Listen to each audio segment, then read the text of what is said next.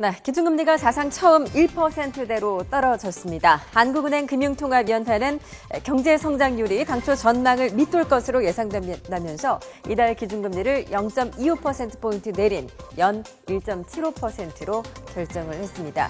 그동안의 추이를 좀 살펴보면요. 한국은행은 지난해에도 두 차례 기준금리를 인하했습니다. 지난해 8월과 10월이었었죠. 각각 0.25%포인트씩을 인하해서 2.0%대를 유지해 오다가 다시 5개월 만에 0.25%포인트를 더 내린 것입니다. 우리나라에서 1%대 기준금리는 이번이 처음인데요. 그만큼 한국 경제가 처한 상황이 어렵다는 뜻이겠죠. 이주열 한국은행 총재의 발표 내용 직접 들어보시죠.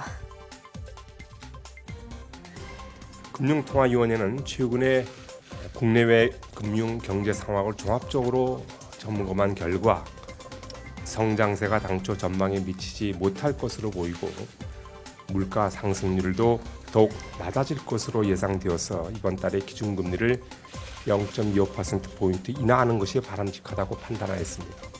지난해 하반기에 두 차례에 걸쳐서 0.5%포인트 내린 바 있지만 추가 인하를 통해 경기 회복의 모멘텀을 좀 더 살릴 필요가 있다는 점을 고려하였습니다.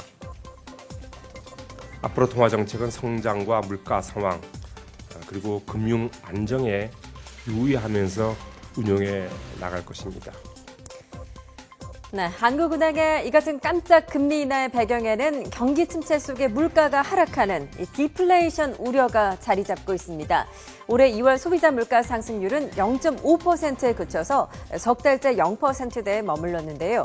담배값 인상분을 빼면 사상 첫 마이너스 물가입니다. 실물 경기 지표가 계속 이렇게 악화되는 상황에서 그동안 디플레이션 우려를 일축해왔던 최경환 경제부총리도 얼마 전 공식 석상에서 이 같은 우려를 표했습니다. 저물가 상황이 오래 가니까 이 디플레 우려 때문에 참 큰 걱정을 하고 있습니다. 지금 뭐 거의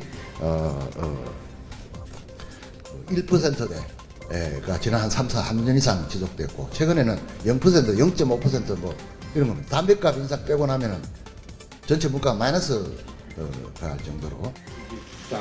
네, 이 같은 최경환 경제부총리의 말이 한은의 압박으로 작용한 것일까요? 하지만 이주열 한은 총재, 오늘 금리 인하를 배경을 설명하는 자리에서 이는 지나친 우려라고 일축했습니다.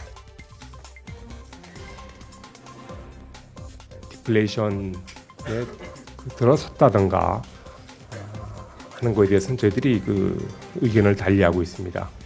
디플레이션은 일단은 거의 모든 품목에 있어서 물가가 하락하는 그런 상황을 이제 디플레이션이라고 하는데 저희들이 이제 낮은 물가는 상당 부분 공급 충격에 기인하고 있습니다. 네, 두 경제수장의 우리 경제에 대한 진단은 조금 의견을 달리하는데요. 어찌됐건 한국은행이 기준금리를 전격 인하한 데는 대내외 경제 상황이 그리 좋지는 않다는 뜻입니다. 특히 각국이 경기 부양을 위해서 돈을 풀거나 또 금리를 낮추는 글로벌 환율 전쟁과도 무관치 않아 보입니다. 사흘 전 유럽중앙은행은 시중에 현금을 풀기 위해서 1,400조 원 규모의 채권 매입을 시작했는데요. 유럽의 양적 완화 이후 전 세계 주요국 중앙은행들도 자국의 화폐 가치를 유지하기 위해 금리를 낮추거나 또 돈을 푸는 정책을 경쟁적으로 내놓고 있습니다. 올 들어 중국과 인도, 또 캐나다, 스웨덴, 스위스, 호주 등 18개국이 정책 금리를 낮췄습니다. 금리를 낮추거나 현금을 푸는 정책은 자국의 화폐 가치를 급격히 떨어뜨려서 수출 경쟁력을 높이고 또 경기를 부양하는 효과가 있기 때문이죠. 이 같은 글로벌 환율 경쟁 속에 우리만 손을 놓고 있다가는 피해를 볼 수도 있다는 경계심도 이번 금리 인하의 배경입니다. 네, 이제 관심은 1%대로 기준금리를 내린 것이 과연 기대만큼의 경기 부양 효과를 낼 것인가로 모아지고 있습니다. 한국은행은 이번 금리 인하가 실물 경기 회복을 뒷받침할 것이라는 입장이지만 경기는 살아나지 않고 또 가계부채만 커질 것이라는 우려도 적지 않습니다.